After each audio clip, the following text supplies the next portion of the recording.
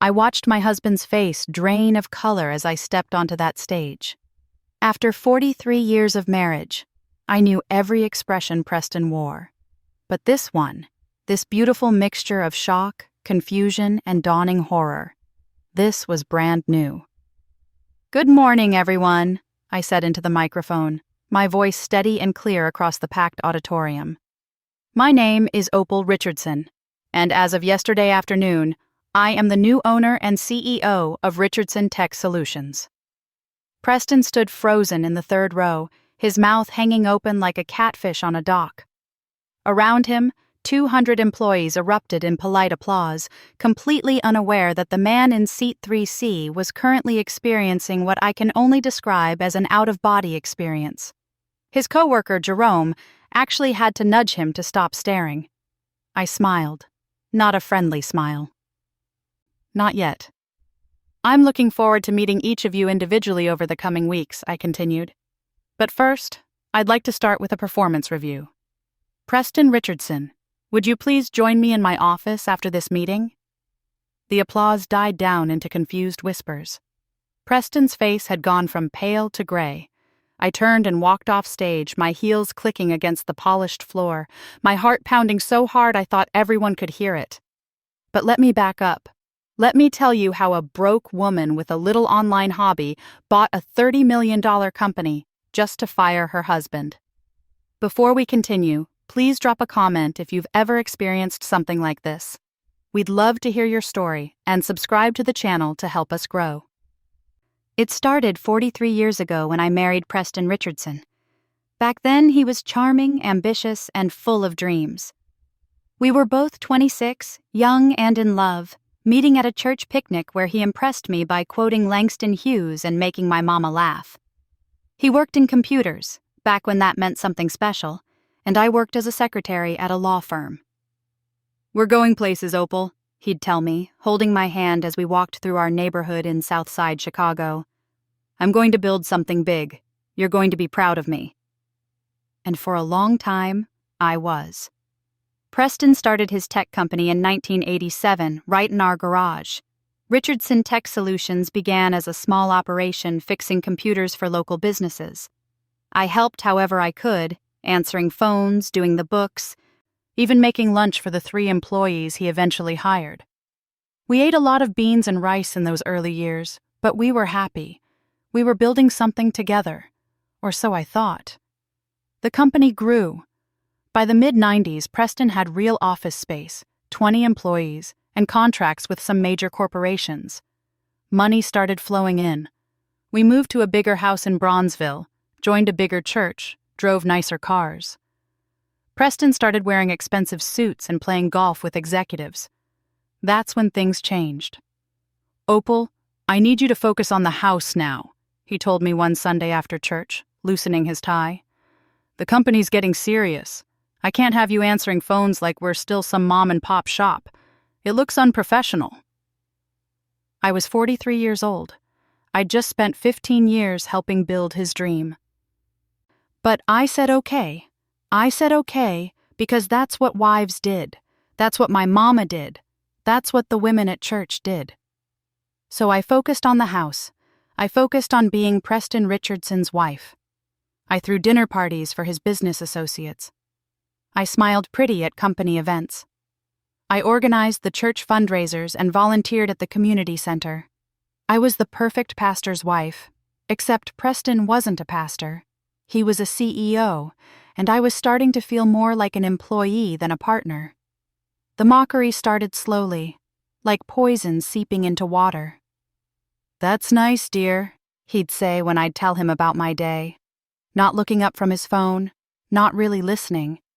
Then it got worse. I'd always loved computers, ironic, isn't it? And when I turned 55, I started taking online courses. Web design, digital marketing, basic coding. It fascinated me. The internet was exploding with possibilities, and for the first time in years, I felt excited about something that was mine. "What are you doing?" Preston asked one evening, finding me at the kitchen table with my laptop. "Learning about web development," I said, showing him the course I was taking. He laughed. actually laughed. At your age? Opal, that's cute. But you're not going to become some computer programmer. Leave that to the young folks. I bit my tongue, kept studying. A few months later, I mentioned I'd helped redesign the church website for free, and it had increased their online donations by 40%. That's nice, Preston said, not even looking up from his steak. Your little hobby. Your little hobby. Those 3 words became his favorite phrase over the next 12 years. Every time I'd mention something I'd learned, some small project I'd completed, some website I'd built for a local business, "That's sweet, Opal. Your little hobby is keeping you busy." Meanwhile, Preston's company kept growing. He hired more people, landed bigger contracts, started traveling for business. He'd come home and talk about his deals, his success, his accomplishments. When I'd try to share about a website I'd built that was generating real income for a small business, he'd pat my hand like I was a child showing him a crayon drawing. That's nice, baby. But real business happens in boardrooms, not on your laptop at the kitchen table. Our friends from church noticed. His attitude had changed toward everyone, not just me. He'd gone from humble to arrogant, from grateful to entitled. After 40 years of marriage, I barely recognized the man sleeping next to me. But here's what Preston didn't know. Here's what nobody knew. That little hobby of mine, it wasn't just building websites for local businesses. I'd taught myself everything: coding, digital marketing, SEO, social media management, e-commerce. And I wasn't just learning, I was earning. It started small. $100 here, $200 there, building websites for small businesses that couldn't afford big agencies. But I was good, really good. My clients' sales would double, triple. Word spread through networks Preston never knew existed: Black-owned businesses, women entrepreneurs, community organizations. By age 60, my little hobby was generating $50,000 a year. Preston never noticed because I'd opened my own bank account years earlier, something I'd learned from a financial literacy class at church that he'd mocked me for attending. "What do you need to know about investments?" he'd laughed. "That's my job. You just worry about keeping the house nice." So I kept quiet. And I kept building. I invested smart. Tech stocks before they boomed. Real estate in neighborhoods I knew would gentrify, not because I wanted them to, but because I understood patterns. I hired my own financial advisor, a sharp young sister named Tanisha who'd grown up 3 blocks from where I did. "Mrs. Richardson," she told me during our first meeting in 2015, her eyes wide as she reviewed my portfolio.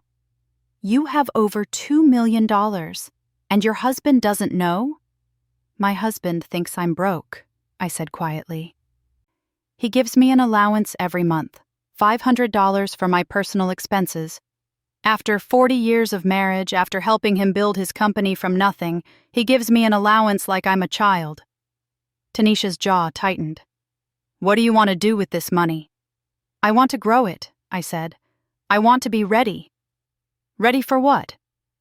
"I don't know yet. But I'll know when the time comes." The time came last month, 2 weeks after my 67th birthday. Preston came home from work in a rage. Not unusual these days. He was always angry about something: his blood pressure, his golf game, younger executives threatening his position. "You won't believe what happened today," he shouted, slamming his briefcase on the kitchen counter where I was making dinner. "The board sold the company. Sold it. Without even consulting me properly." I kept stirring my pot of greens, my heart beating faster. "Sold it to who?" "Some investment group. Nobody's heard of them. Nexus Equity Partners or something ridiculous like that." He loosened his tie aggressively. "After everything I built, they just sold it out from under me. And apparently, there's some new CEO coming in, someone named O. Richardson, probably some young punk who doesn't know anything about running a real company." I turned down the heat on the stove. "O. Richardson?" "Yeah, probably fresh out of business school, thinks they know everything." He grabbed a beer from the fridge.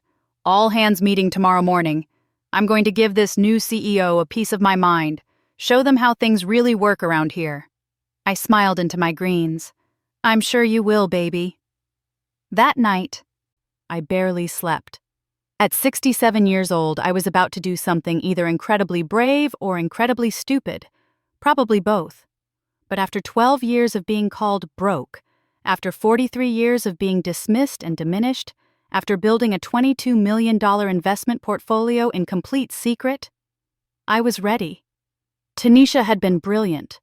We'd created Nexus Equity Partners 2 years earlier, quietly buying up tech companies, always operating through legal representatives, never showing my face. When Preston's company went up for sale, something I'd known about before he did thanks to my network, I made an offer they couldn't refuse. $30 million, cash, immediate close. Preston's company, Richardson Tech Solutions, was now mine. Completely, legally, undeniably mine. I put on my best suit that morning. Navy blue, tailored, expensive. I'd bought it 3 months earlier, preparing for this moment. Pearl earrings, real ones that I'd bought myself. Hair done at the salon I owned. Yes, owned. Preston thought I went there as a customer. He didn't know I'd bought it 5 years ago when Miss Ruby wanted to retire. You look nice, Preston said, barely glancing at me as he adjusted his own tie. Church event? Something like that, I replied. I arrived at Richardson Tech Solutions an hour before the all-hands meeting. The lawyer, the CFO, and the head of HR met me in the executive office. My executive office now. Mrs. Richardson, the lawyer said, shaking my hand. Everything is in order. The employees will be informed this morning. How would you like to handle your husband's situation? Exactly as we discussed, I said firmly. He's to be treated like any other employee, no special consideration. The HR director, a middle-aged white woman named Patricia, looked uncomfortable. Ma'am, forgive me, but are you sure about this approach? It's quite public. Patricia, I said, meeting her eyes, my husband has spent the last 12 years calling me broke and mocking my work as a little hobby. He spent 43 years taking credit for what we built together, then pushing me aside when it became successful. He thinks I'm here today for some church event. I want him to know, very publicly, very clearly, exactly who he's been underestimating. She nodded slowly. Understood, ma'am. The auditorium filled up.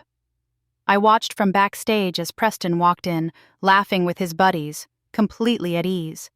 He took a seat in the 3rd row, right where I knew he would. He always sat in the 3rd row at meetings, close enough to be noticed, far enough to avoid the spotlight. Not today. The CFO introduced me as the new owner and CEO, and I walked onto that stage with my head high and my shoulders back. I'd been invisible for so long. Not anymore. And now here we are. Full circle. Preston sitting in his office, my office now, waiting for me. The whole building is buzzing. I can hear the whispers through the walls. I open the door without knocking. Preston is sitting in the chair across from my desk, the visitor's chair, his hands gripping the armrests like he's trying to hold on to something solid. Hello, Preston, I say, walking around to sit in the executive chair. His executive chair. My executive chair now. Opal, his voice cracks. What? How? This is some kind of joke, right? No joke. I open the folder in front of me. This is your employee file. Preston Richardson, Vice President of Operations, age 69, 43 years of marriage, zero understanding of who his wife actually is. But you don't have money. You're broke. I give you an allowance. $500 a month, I interrupt. Yes, you give me an allowance. Tell me, Preston, what do you think I've been doing for the past 12 years while you mocked my little hobby? His face goes through several expressions, landing on something between panic and denial. I slide a document across the desk. This is my portfolio. As of this morning, I'm worth $32 million. Well, $32 million after buying your company for $30 million. So really, I'm worth $62 million. Preston grabs the document, his hands shaking. I watch him read, watch the truth sink in, watch 43 years of assumptions crumble like a house made of cards. "This can't be real," he whispers. "It's very real." I lean back in my chair. "Now let's talk about your performance review." He looks up at me, and for the first time in 12 years, I see something in his eyes that I haven't seen since we were young. Respect and fear. "Opal, baby, listen. It's Mrs. Richardson in this office," I correct him. "And you'll address me as ma'am." His mouth closes, opens, closes again. I pick up another document. "Your performance record shows consistent complaints about aggressive behavior toward female employees, dismissive treatment of younger staff members, and resistance to new technologies and methods." I look at him over the paper. "It also shows that your department has the highest turnover rate in the company. Care to explain why?" Preston's face has gone from gray to red. "Those complaints are exaggerated. I've been running this company." "You've been running your division," I correct, "and apparently not very well. But don't worry, Preston, I'm not going to fire you." He exhales, relief flooding his features. "Not yet, anyway," I add, and watch the relief evaporate. "You're going to help me run this company properly. You're going to learn humility. You're going to understand what it feels like to have your work dismissed, your intelligence questioned, your contributions minimized. You're going to experience everything you put me through. Except, I'm going to be professional about it. No mockery, no cruelty, just honest performance management." "You can't do this," he says, but there's no strength in his voice. "I can, and I am." I stand up. "You have two choices, Preston. You can quit right now, walk out of here with your pride intact and zero severance. Or you can stay, do the work, prove yourself valuable to this company, and maybe earn back some respect. Not from your title, not from your name on the building, from actual competence and character." He stares at me like he's seeing me for the first time in 43 years. "What's it going to be?" I ask. Before he can answer, my phone buzzes. It's Tanisha. The text message makes my blood run cold. "Preston's been transferring company funds. We found a separate account. Over $800,000 gone. And there's something else. He's got a lawyer. They're planning something big." I keep my face neutral, but inside, my stomach drops. $800,000. Preston's been stealing from his own company, my company now, and he's got a lawyer. I slide my phone into my pocket and look at my husband across the desk. "Well?" I ask again, like nothing's changed. "Are you staying or leaving?" Preston's eyes narrow. There's something calculating in his expression now, something that makes the hair on the back of my neck stand up. After 43 years, I know this look. He's got a plan. He thinks he's got a way out. "I'll stay," he says slowly. "You're right. I should prove myself. Show you what I can really do." The words sound right, but everything else is wrong. His tone, his posture. The slight smile playing at the corner of his mouth. "Good," I say, matching his fake pleasantness with my own. "You can start by providing me with a complete audit of all company accounts. I want every transaction from the past 5 years on my desk by end of business Friday." The smile falters. Just for a second, but I catch it. "That's a lot of paperwork," he says. "Might take a few weeks." 3 days, Preston. I'm sure a man of your experience can manage." I walk to the door and open it. "That'll be all." He stands slowly, straightening his tie. As he passes me, he leans in close. "You think you're so smart, Opal. You think you've won, but you don't know everything." "Get out of my office," I say quietly. He does, but the threat hangs in the air like smoke after a fire. I close the door and immediately call Tanisha. She answers on the first ring. "How bad is it?" I ask. "Bad. The transfers started 3 years ago. Small amounts at first, then bigger.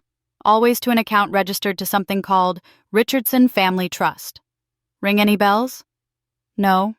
Preston never mentioned any family trust." "That's because you're not listed as a beneficiary. Neither are his kids from his first marriage. I checked. The only name on it is Preston Richardson." I sink into my chair. 3 years. He's been stealing for 3 years, and I never knew. But then again, I wasn't supposed to know. I was just his broke wife with her little hobby. "There's more," Tanisha continues. "The lawyer he's been meeting with? Damon Kingsley. He's a divorce attorney, a really aggressive one." My heart pounds. Divorce? "The meeting started 2 months ago, way before you bought the company. I think he's been planning to leave you, Opal. And based on the timing of these transfers, I think he's been hiding assets in preparation." I close my eyes. 43 years of marriage, and he was planning to leave me with nothing. Probably had some young thing on the side, ready to start fresh with his stolen money while I lived on my allowance. "What do we do?" I ask. "We document everything, every transfer, every meeting, every lie, and we get you the best lawyer in Chicago. I've already made some calls. Gloria Watkins. She's tough, she's brilliant, and she wins." "Set up a meeting," I say. "Today, if possible." "Already done. 4 o'clock at her office." This is why I love Tanisha. The rest of the day is a blur. I meet with department heads, tour the facility, smile and shake hands with employees who have no idea their former VP just got demoted by his own wife. Everyone's polite, professional, curious. A few older employees look at me with something like recognition. They remember me from the early days when I was answering phones and doing bookkeeping in the garage. "Mrs. Richardson," one older black man says as I'm leaving the building. His name tag reads, Gerald, It. "I just want to say, it's good to see you back. Some of us remember when this company was actually about family and community, not just profit." "Thank you, Gerald," I say, shaking his hand. "That's exactly what I want to bring back." He nods approvingly. "About time." At 4 o'clock, I'm sitting in Gloria Watkins's downtown office. She's a black woman in her 50s, sharp suit, sharper eyes, and a smile that says she's heard everything and won't be shocked by anything. "So," she says after Tanisha finishes explaining the situation, "your husband's been embezzling from his own company, which you now own. He's been seeing a divorce attorney. He's likely been planning to leave you while hiding assets, and he has no idea you're worth $62 million. "That's about right," I confirm. Gloria laughs, actually laughs. "Mrs. Richardson, I've been practicing law for 30 years, and this might be my favorite case. What do you want?" "I want him to understand what he's done," I say. "I want justice, and I want to make sure he can't hurt me or anyone else." "Criminal charges for embezzlement?" "If necessary." "Divorce?" I hesitate. 43 years, for better or worse, in sickness and health. But lately, it's been all worse and no better. "I don't know yet," I admit. "Maybe just the threat of it. Maybe he'll change if he realizes what he's about to lose." Gloria looks at me with something like pity. "Mrs. Richardson, Opal, in my experience, men like your husband don't change. They just get better at hiding who they really are. But it's your choice. We can file for divorce right now, or we can hold it as leverage while we deal with the embezzlement." Leverage, I decide. For now. Smart. And in the meantime, we freeze all his accounts, file a criminal complaint with the DA, and make sure every penny is documented. If he tries anything, and he will try something, we'll be ready. I leave Gloria's office feeling stronger, more prepared. But as I drive home through Chicago traffic, reality hits me.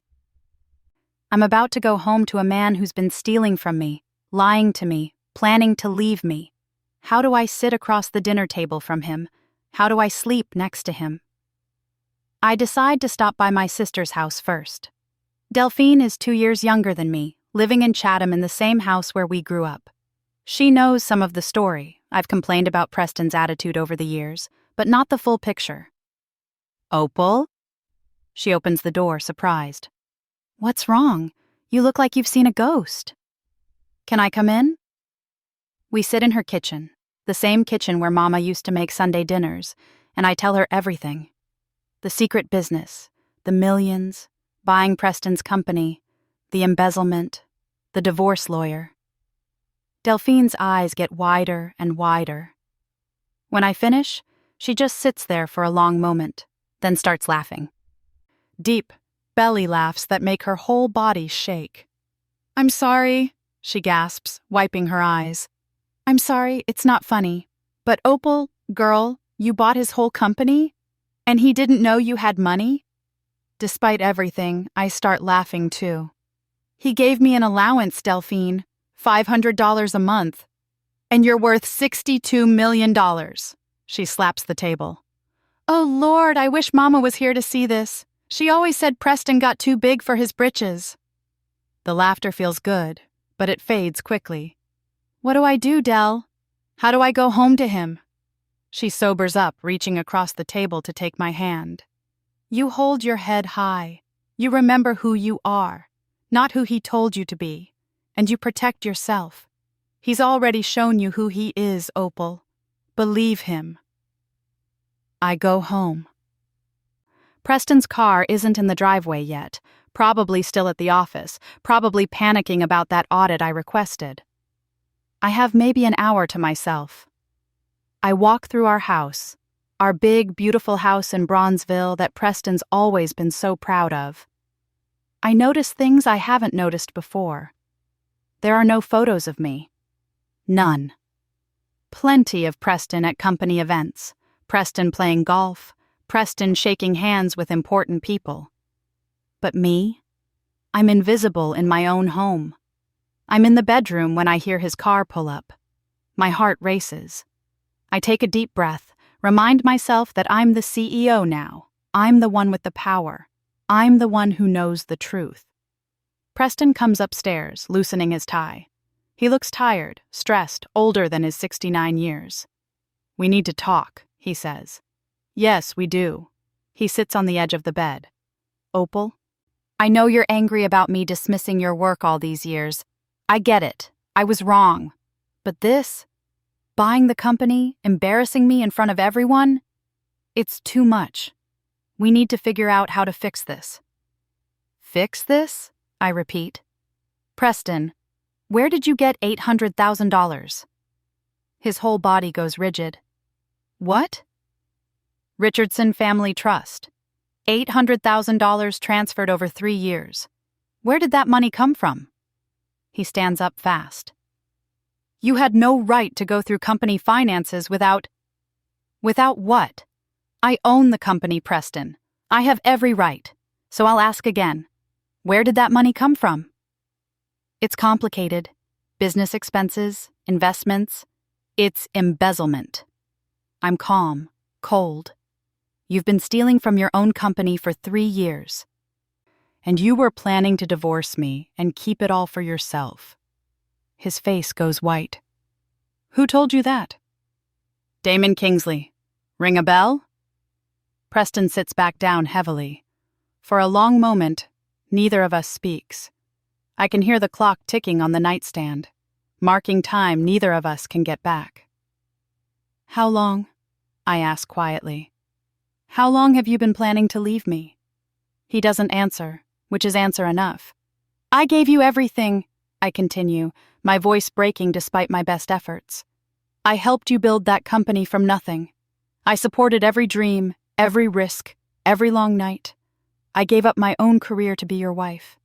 And you were going to throw me away like garbage. Opal. Get out. This is my house. No, Preston. According to the deed I just reviewed, this house is in my name. Has been since 2008. You put it in my name for tax purposes, remember? So this is my house and I'm telling you to get out. He stares at me like I've grown a second head. You can't be serious. I have never been more serious. Pack a bag. You have 30 minutes.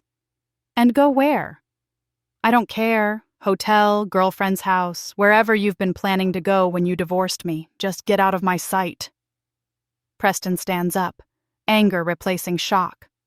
You're going to regret this, Opal. You think you're so smart, but you have no idea what you're dealing with.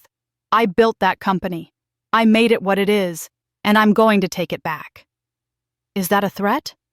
It's a promise. He grabs his keys and wallet. You want to play hardball? Fine.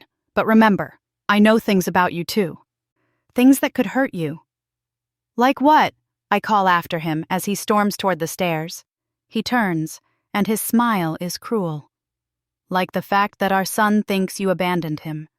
Like the fact that you've been lying to everyone for years. Like the fact that you're not the saint you pretend to be. The words hit me like a punch to the gut.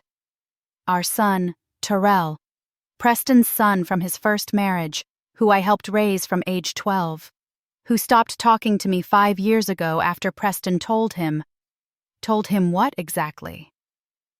What did you tell Terrell? I ask, my voice shaking. The truth, Preston says. That you cared more about your little computer projects than your own family. That you were selfish and cold. That you drove his mother away. His mother left you before I even met you. Details. Preston shrugs. Point is, Terrell's on my side, so is his sister Nia. So are most of our friends. You might own the company, Opal, but I own everything else. And when I'm done, you're going to wish you'd never crossed me. He walks out, slamming the door behind him. I stand there in the bedroom, shaking, tears streaming down my face.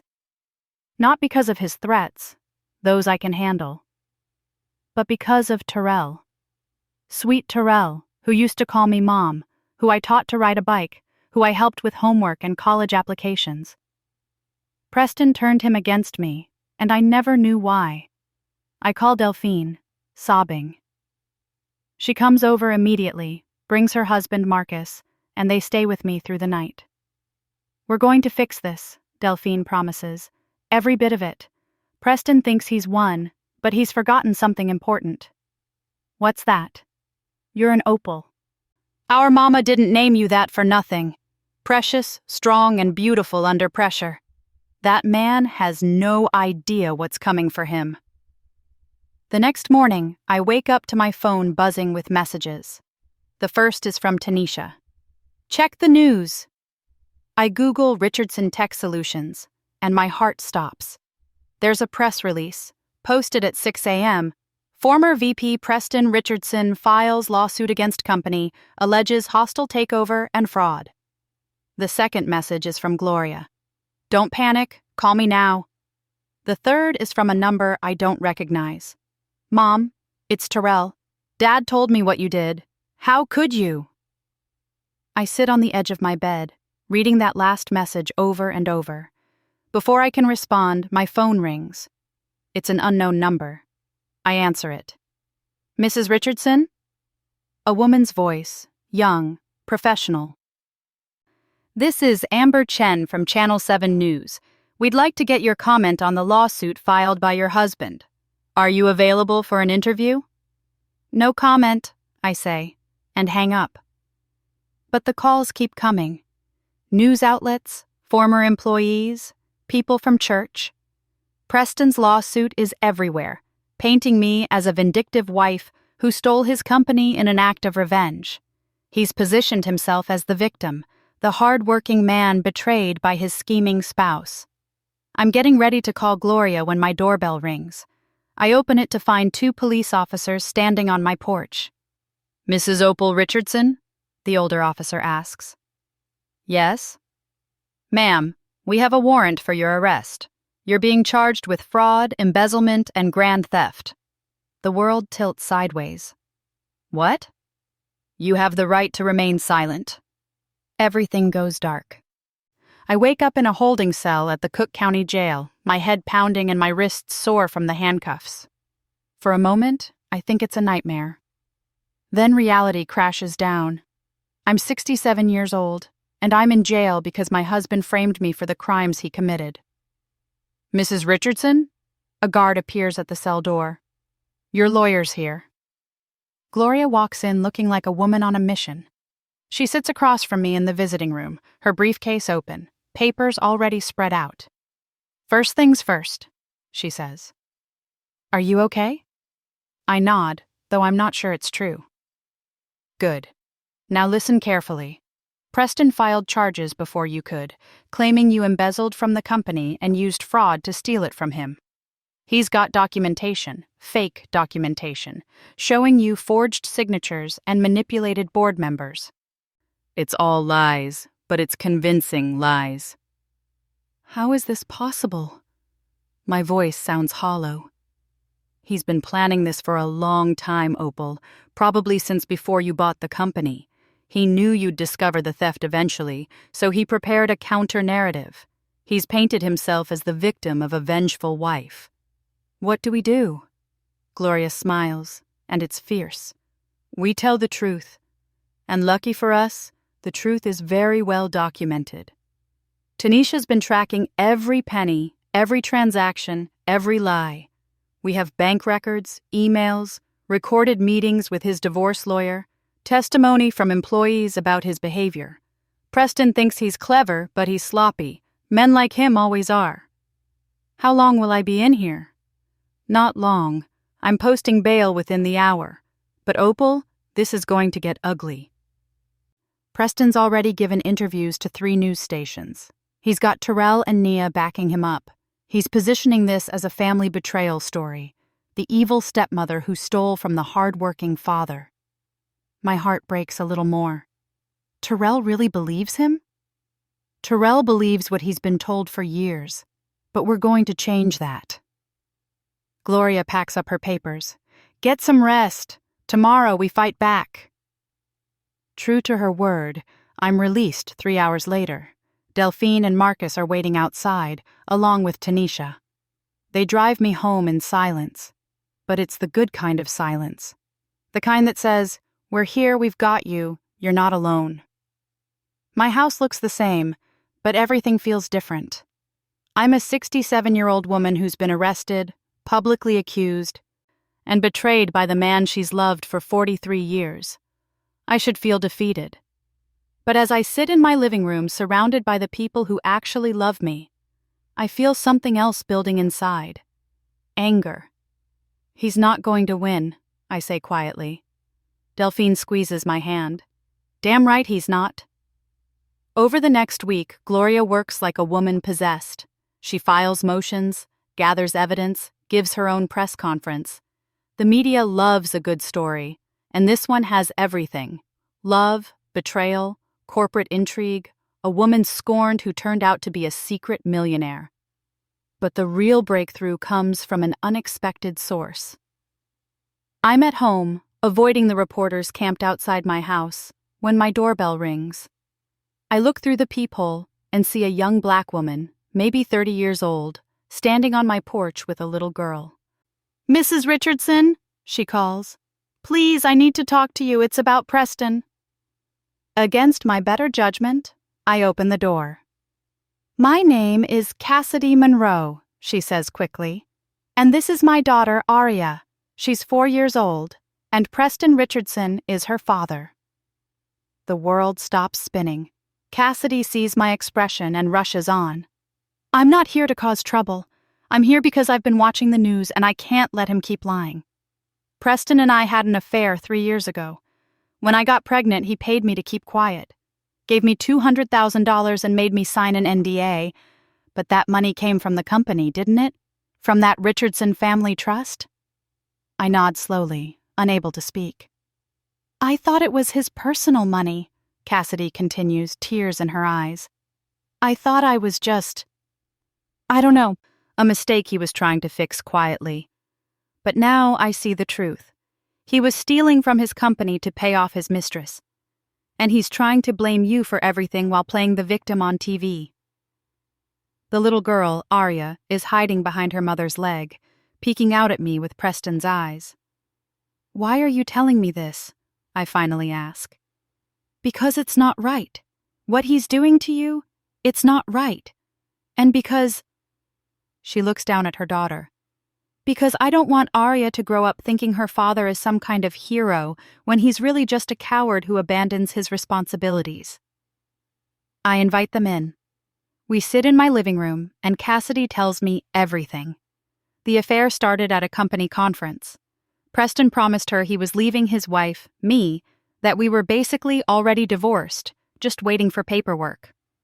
He showered her with gifts, attention, promises. When she got pregnant, he panicked, offered her money to disappear. She took it because she was young, scared, and alone.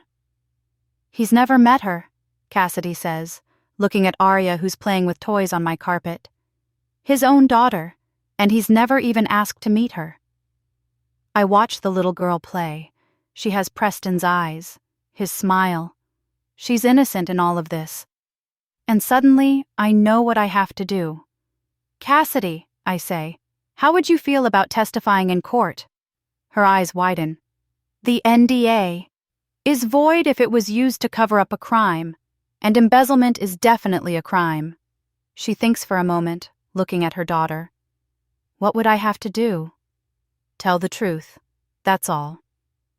Just tell the truth about where that money came from and why Preston gave it to you. Cassidy nods slowly. Okay, I'll do it. For Arya, so she knows her mother stood up for what was right. Gloria nearly jumps for joy when I call her with the news. This is it, Opal. This is what we needed. Preston can't play the faithful husband victim if he's got a secret 4-year-old daughter he paid off with embezzled funds. The preliminary hearing is set for the following Wednesday. The courtroom is packed. Media, employees from the company, curious spectators, and my small but mighty crew, Delphine, Marcus, Tanisha, Gloria, and now Cassidy. Preston sits on the other side with his lawyer, Damon Kingsley, looking confident and righteous. Behind him are Terrell and Nia, his children from his first marriage. Terrell won't look at me. It hurts more than anything Preston has done. The judge, a black woman in her 60s named Judge Harriet Thompson, calls the court to order. We're here for the preliminary hearing in the case of the People versus Opal Richardson, charged with fraud, embezzlement, and grand theft. She looks over her glasses at both sides. Let's proceed. The prosecution goes first. Preston's lawyer paints me as a bitter, vengeful wife who manipulated her way into owning the company just to destroy her husband. He shows the forged documents, except they're not forged, they're real, but he claims they are. He calls Preston to the stand. Preston plays his part perfectly. The wounded husband, the betrayed businessman, the family man just trying to understand how his wife of 43 years could do this to him. I gave her everything, he says, voice breaking. I loved her. I trusted her. And she stabbed me in the back. I watched Terrell nodding along, believing every word. My heart breaks all over again. Then it's Gloria's turn.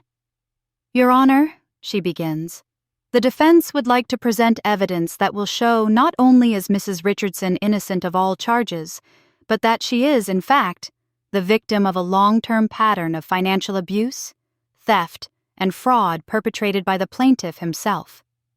She starts with the bank records. Every transfer, every fake invoice, every penny Preston stole over 3 years. She shows emails between Preston and Damon Kingsley from 6 months ago, discussing divorce strategy and asset protection, all dated before I bought the company. Mr. Richardson wasn't blindsided by his wife's business success, Gloria says. He was preparing to divorce her and hide his stolen assets. Mrs. Richardson buying the company simply accelerated his timeline. Preston's lawyer objects, but Judge Thompson overrules him. I want to see where this is going. Continue, Ms. Watkins. Gloria calls Tanisha to the stand. Tanisha explains how she's been Mrs. Richardson's financial advisor for 10 years, how every penny of my wealth was legally earned and properly documented, how I built my portfolio through legitimate business and investment. Mrs. Richardson is a self-made millionaire, Tanisha states clearly. She didn't steal anything. She built it. Then Gloria drops the bomb. Your Honor, I'd like to call Cassidy Monroe to the stand. Preston goes rigid. Damon Kingsley jumps up. Objection. This witness wasn't disclosed. We just learned of her existence last week, Your Honor, and her testimony is crucial to establishing the defendant's innocence and the plaintiff's pattern of fraud. Judge Thompson considers this. I'll allow it. But make it relevant, Ms. Watkins. Cassidy takes the stand, shaking but determined. She tells her story, the affair, the pregnancy, the payoff. She provides copies of the checks, all drawn from Richardson Family Trust. She shows text messages from Preston, emails, everything. And has Mr. Richardson ever met his daughter? Gloria asks. No, ma'am, Cassidy says, tears streaming down her face. He's never even asked about her. The courtroom erupts. Judge Thompson bangs her gavel. I look at Preston and see a man watching his entire facade crumble in real time. But I'm watching Terrell. He's staring at his father with an expression I've never seen before. Betrayal, anger, disbelief. Gloria continues. So to be clear, Mr. Richardson embezzled $800,000 from his company, the company Mrs. Richardson now legally owns, and used at least $200,000 of those stolen funds to pay off his mistress and hide his illegitimate child? Yes, ma'am. Preston's lawyer tries to recover, tries to discredit Cassidy, but the evidence is overwhelming. The bank records match her story perfectly. Then Gloria calls her final witness, Gerald, the IT employee who'd spoken to me at the company. Mr. Franklin, Gloria asks, how long have you worked at Richardson Tech Solutions? 32 years, ma'am, since the very beginning. And can you tell the court about Mrs. Ball, Richardson's involvement in the company's early days? Gerald nods. Mrs. Opal built that company as much as Preston did. She did the bookkeeping, answered phones, managed the schedule, even helped write code in the early days. It was a partnership.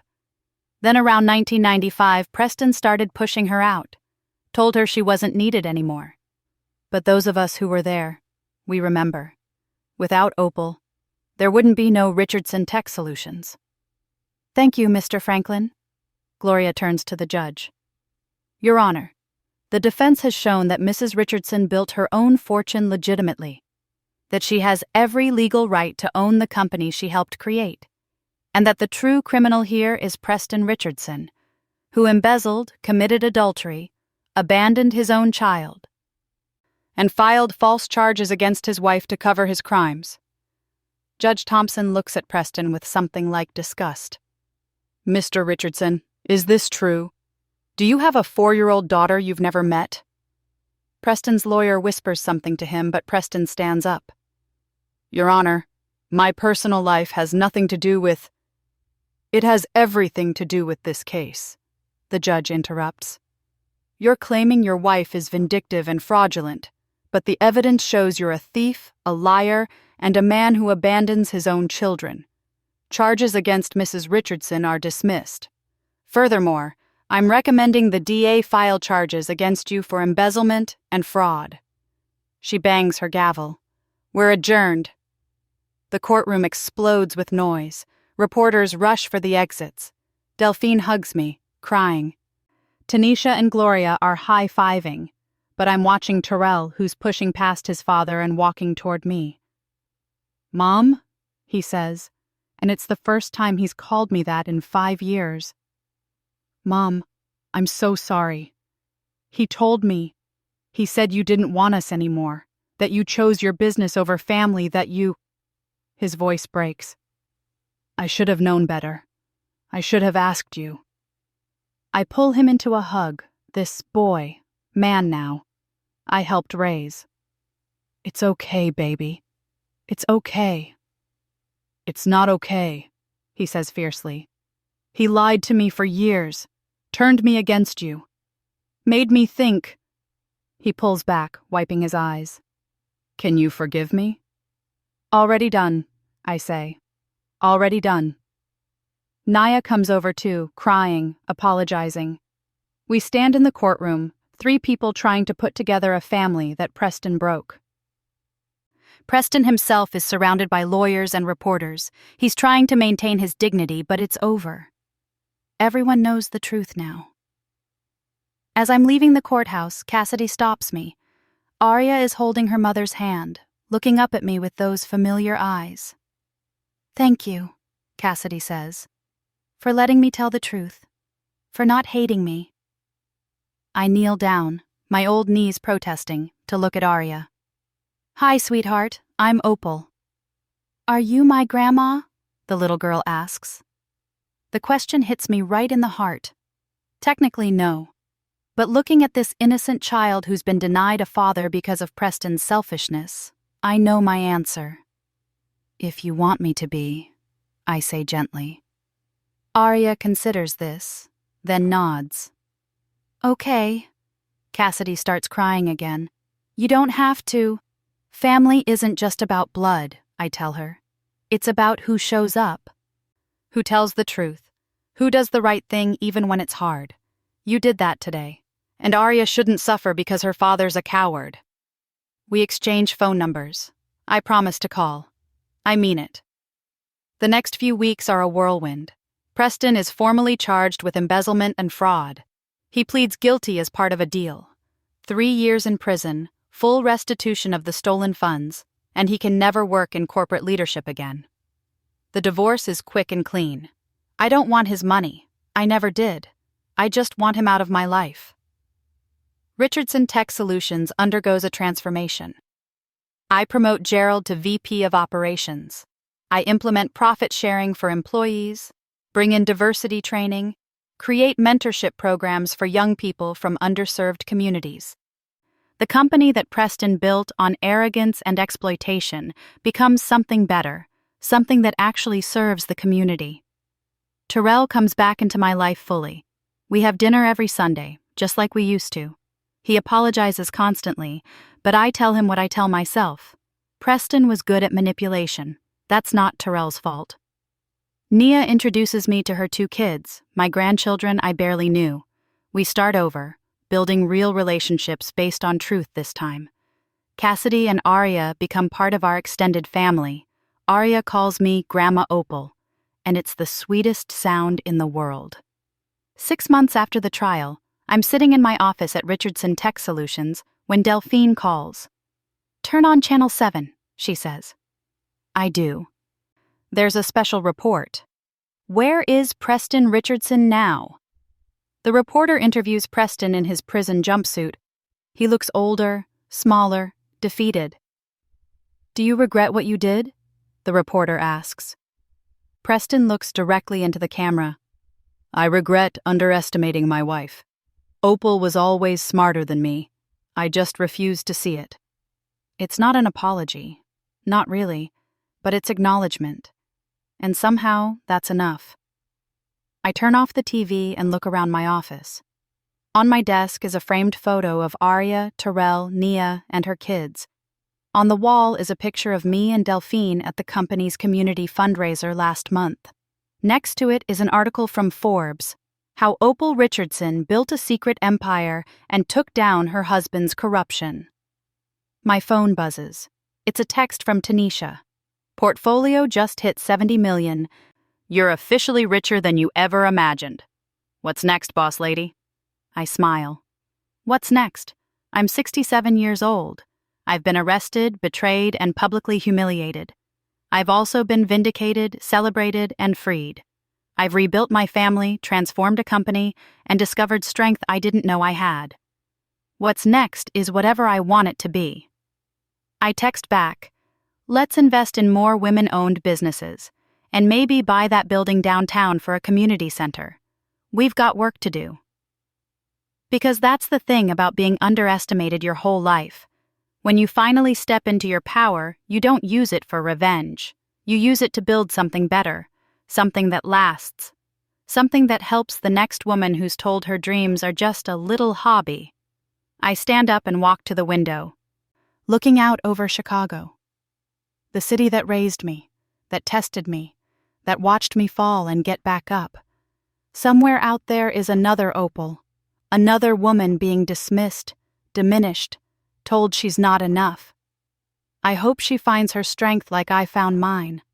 I hope she knows she's worth more than any man's opinion. I hope she remembers that being underestimated is sometimes the greatest gift, because nobody sees you coming until it's too late. Preston certainly didn't see me coming. And by the time he realized who I really was, I already owned everything he thought made him powerful. The best revenge isn't revenge at all. It's living well, loving fully, and building a legacy that matters. I built mine. And I'm just getting started. That's all for today's story. If this touched your heart, please subscribe and share your own experiences below. We're all in this together.